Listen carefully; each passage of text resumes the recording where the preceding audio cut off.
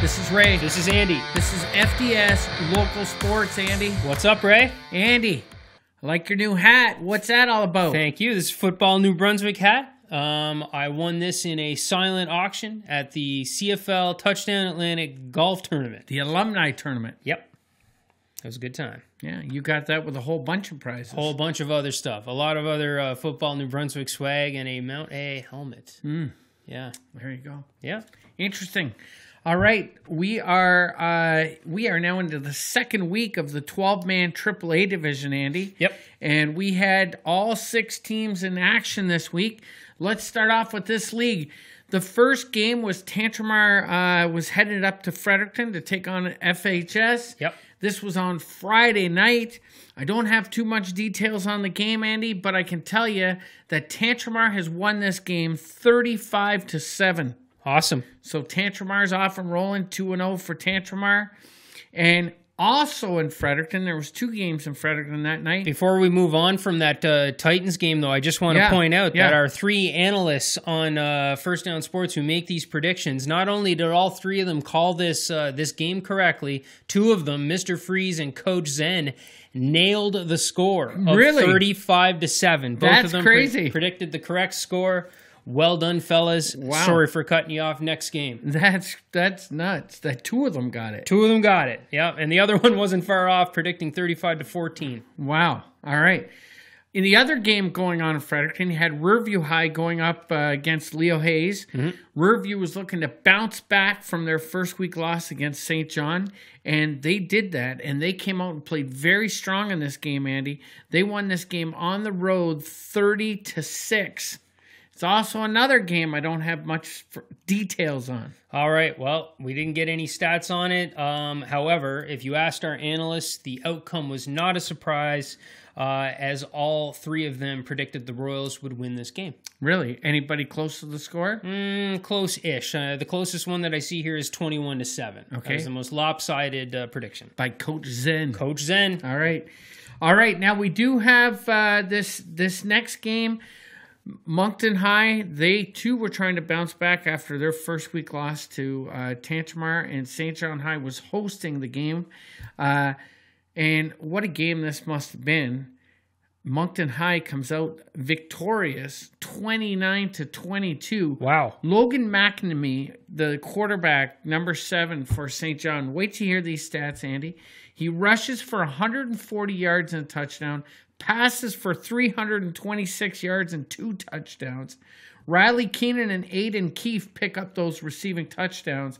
And on defense, okay, John Korskaden had 11 tackles. Wow. I hope I got that right. Yeah. Korskaden. That's how I would have... It's got to be Korskaden. That's how I would have said it. There you go. Great. No stats from the Moncton side of things, but what a game by Logan McNamee. That's to pass for over 100 and rush for over 100. That's a great day, and I'm sure they're going to be able to bounce back from this loss and make it up in the future. That's exciting, and I may or may not have another player to talk about that may rival those stats a little bit later on, but quick update on the call. All 3 of them called the Moncton High Purple Knights winning this game. Really? And one score was incredibly close. Instead of 29-22, Mr. Freeze predicted 28-21. I think we give him the win on that. Wow, that's pretty good. I think we give it to him. So let's just talk about the 12-man AAA for a second, Andy. Those are your 6 games. I mean, I think it's fairly safe to say Tantramar is the cream of the crop of this league, right? They're really the team to beat. I mean, they have been for the last 4 years. Why anything different this year? Yeah. Out of those teams we talk about, do you see any of these teams making a run at Tantramar this year? Well, I mean, I think there's a couple of teams that have a shot to give them some grief, and if they can catch the Titans having a bad day, and Scott O'Neill doesn't really allow for many bad days, so who knows? But I think if you look at the point differentials that Riverview has, I think there's a shot there. I think they're a better team than what they showed in that one game. Right. That's the only team at the moment that I can really point to, but we'll see. We'll see. There's plenty to play. I do have confirmation that Oliver Longpre from Sackville is out for the season. He is out. But he's only in grade 11, Andy. He'll be back for his senior year next year. Yep. I mean, this kid is an unbelievable player. Very dynamic. And wait till he gets a shot in his grade 12 year. This kid's going to be flying. Yep. Tantramar is going to continue to be strong, so you got to figure out how to beat them now. That's right. Yep. All right, let's move over to our 12-man AA division. And the first game we're going to talk about here, Andy, is Bernice McNaughton. They traveled to Armuckdo to take on the Blues on the road. Mm-hmm. And Bernice McNaughton wins this game on the road 35-0. Wow. That was a big victory for them. There's a kid that I've been chatting with a little bit. His name's Zach Layden. Mm-hmm. Plays defense for Bernice McNaughton. He had a fumble recovery and 4 sacks. Wow. And I want everybody to stay tuned because in the next couple weeks, we're going to have Zach Layden on our program for a quick little interview. Oh, great. Yeah. Great. That's going to be a lot of fun. It's weird you're talking about the Bernice McNaughton game and Seth not delivering the results for us. Apparently he's busy. He's playing some football of his own. And we don't have any stats on that game, but we will be checking out for Seth what happened in this one. Oh yeah, and all three of our analysts had Bernice McNaughton winning that game, though none of them called a large margin like that. So, really? Yeah. Okay. Yep. All right, the next big game was also on Friday night. You had Odyssey High School at Harrison Tremble. Yep. Friday nights under the lights. I truly was the head referee in this game. Had a good crew in this game as well. Great. We had Chris Wall travel up from St. John to take action in the back umpire position. I was going to ask you which member of your crew you would say was the strongest. The only one you called out was Chris Wall, so we'll go with Chris Wall. Chris Wall, there you go. No offense to the other boys. Well, our crew was having a little evaluation. Mr. Jack Anderson was at the field evaluating our crew on Friday, and we're still waiting for the evaluations. Waiting to hear back. Okay. All right, so let me tell you about the game a little bit. This was a real interesting game. Matt Offrey, he had a 6-yard touchdown run. Quarterback Sam LeBlanc, because remember, Dylan Niles, the quarterback number 9 for Odyssey, hurt his arm the week before Seth told us about. Yep. So they had this Sam LeBlanc starting, and he's a smaller quarterback than Niles, but boys, he got speed. Yep. And he can get out of the pocket quick. And he very early in the game, he broke out of the pocket, ran for 30 yards, and I turned to him and I said, "Is this the night we're having?" So I got to follow him. If he's rushing 35 yards, means I'm running, Andy. Yeah. I'm not real happy about a scrambling quarterback as a referee. I got to be honest. Ray didn't do the level of off-season training required to keep up with something like this. So Ray, you better pump it up here. I'm going to. Luckily, Sam passed for 2 touchdowns. Sam LeBlanc passed to Caleb Fogarty and Eric Sinzinkeo. That's another tough one. I'm not even trying that one.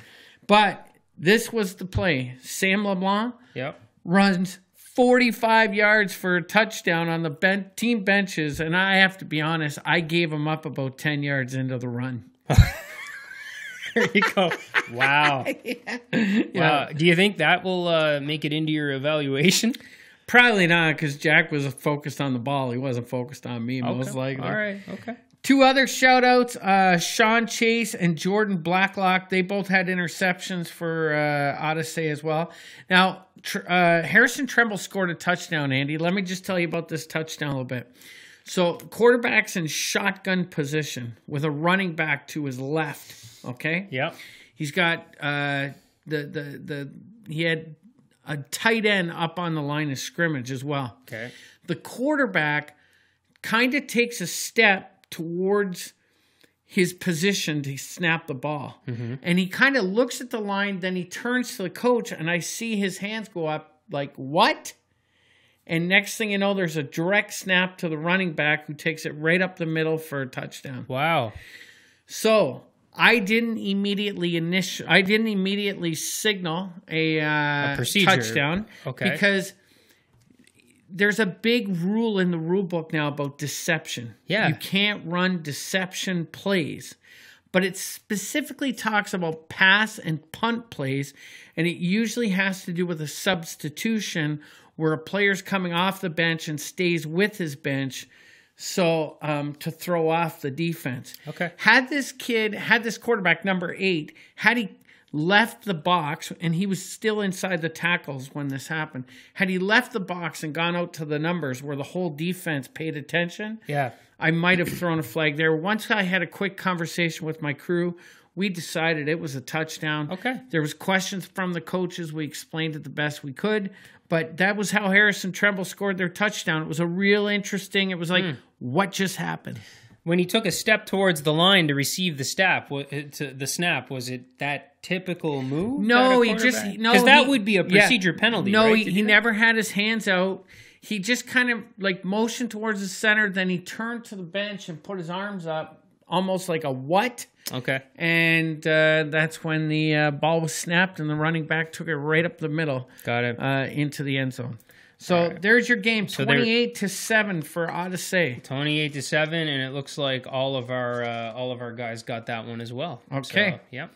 Over to Matthew Martin. They were traveling to see Kennebecase's Valley Crusaders down in St. John. Yeah.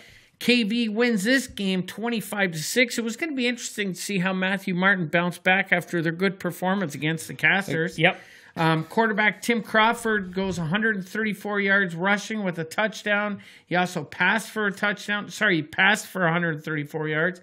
Ben Larson put up 136 yards rushing on the day, and Noah Webster had a receiving touchdown as well as a special teams touchdown as well. Jacob Golding, Dylan Johnson, they both had interceptions. Speaking with Coach Long from Matthew Martin, he says that they got some things rolling on offense and defense. They need to do a better job executing. He did give a shout out to his player, Kalen Gosling, who had a pick six, Andy, for Excellent. 90 yards and took it to the house. 90 yards. 90 yards. Woo! So, listen, Matthew Martin, they're seeing some results there, but yeah, it's still a growing program, and it's a program that they hope to continue growing. There we go. And Pistol Pete, Mr. Freeze, and Coach Zen are batting 1,000 on this one as well. So they're having a really nice week so far. We'll see. Two more games to talk about real quick. Your Casters, Ecole Saint-Anne takes on Simons, and they win this game 48-0. Wow, okay. And in surprising fashion, I have no stats from the Casters. That's weird. They must still be celebrating. They must still be celebrating, but if I was to break it down for you, Andy, I'm going to say it probably went Tremblay to Tremblay, Tremblay pass to Tremblay, Tremblay throws to Tremblay, Tremblay, Tremblay, Tremblay. That's probably my guess of how to explain that game. What do you think? That sounds pretty much exactly right. I'm sure that's what we would have seen. A lot of Tremblay all over the place. Our guys called this one correctly, though none of them called the shutout. But we had scores in the 40s for the Casters across the board. So our guys continue their strong week. Now, there's lots of great players on that Casters team, but it's just every time we read the stats, it's all about the Tremblays. I mean, the ball is going to be in one of their hands every play, so it's hard to overlook them, obviously, right? Now, here's the last game I'm going to update you on, Andy, and this is Coach Grant St. Stephen's Spartans. They were at home taking on St. Malachy's Saints, and Andy, St. Stephen's Spartans have lost this game 35-20. Okay. In talking with Coach Grant, injuries are still playing a factor. They don't have their full units. Dylan Day did have he had 2 receptions for touchdowns from Donovan Rogers on the day. Josh McCullum, he also scored a touchdown. He's only in grade 9, Andy. It was a rushing touchdown, so nice. they got some depth growing in St. Stephen. Yeah. On the St. Max side, Mac Morton, 2 rushing touchdown day, as well as Colin O'Donnell had 2 rushing touchdowns. Wow. Damian Cogswell kicked in with the other touchdown in the third quarter as well. St. Max wins a big game, 35-20. Yeah, I'm a little surprised by that, but our guys were not at all. All 3 of them called St. Max winning this game. So I'm telling you, they're having a near perfect week. Well, they had to get back on track because their first couple weeks they were slow out of the gate versus last year. Yeah. When you look at this division, Andy, really, when you look at this division, the Casters are probably the top team in the division right now when you look at it overall. Yeah. But Odyssey is not Yeah. too far behind. Odyssey strong. Bernice McNaughton is strong. Bernice McNaughton's up there. Yeah. I mean, this is an open division. Anything can happen in this division. Yeah. I mean, when we look at the scores, we get, and even St. Max. Mm-hmm. Don't forget, St. Max, they had that game where I think it went their way, that touchdown in the end zone. I think so. I think it went their way. But their team's up there quite a bit too. So this is a very open division. We're going to keep our eyes on it for the next couple of weeks and see how this division goes. There we go. Speaking of a competitive division, do you want to talk 9-man? 9-man. 9-man was exciting this week. 6 teams over there as well. 6 teams over there, and 2 of the games involved Miramichi teams. I'm going to save those for the last 2. So the first game we're going to talk about real quick, the Sussex Sonics went to Rothesay and played them. Sussex won this game 24-7. It started with a safety from Sussex, and then Rothesay scored. So that made the game 7-2. From there, it was all Sussex. Anthony McLean had a 70-yard pick six. So pick six, another one, though not quite 90 yards. 70 yards is plenty impressive. Owen Dunfield threw 2 touchdowns, one to Caleb Spence and the other one to Noah Foregrave. So Sussex takes that one, and I believe that only one of our experts got this correct, and that was Mr. Freeze. Wow. The other 2 called Rothesay. So I think the 9-man is a little bit of a wild card for our analysts, and you're going to see that in these other games as well. Next up, I'm going to go to the James M. Hill Tommies, who were visiting the Harborview Vikings.